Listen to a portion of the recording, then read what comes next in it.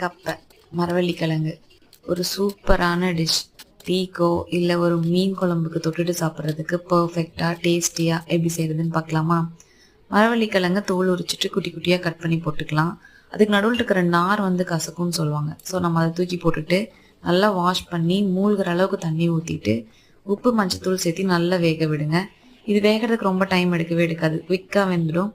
நல்லா இப்படி உடச்சி பார்த்தீங்கன்னா டக்குன்னு உடையுது அப்படின்னாலே வெந்துருச்சுன்னு அர்த்தம்.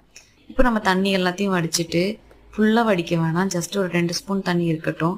மறுபடியும் சிம்மில் வச்சுட்டு நல்லா உடச்சி விடுங்க. பேன்லேயே நல்லா மசிஞ்சிரும், அவ்வளோதான். இப்போ தாளிப்புக்கு தேங்காய், கடுகு, பச்சை மிளகா, கருவேப்பிலை எல்லாம் முருகிற அளவுக்கு தாளிச்சிட்டு எடுத்து கொட்டி சூப்பராக கிளறி விட்டிங்கன்னா கப்பை ரெடி. இது வெறும் டீக்கே சூப்பராக இருக்கும். இல்லை ஒரு நல்ல மீன் முளைகிட்டது கூட தொட்டு சாப்பிட்டிங்கன்னா அம்சமாக இருக்கும். ட்ரை பண்ணி பாருங்கள்.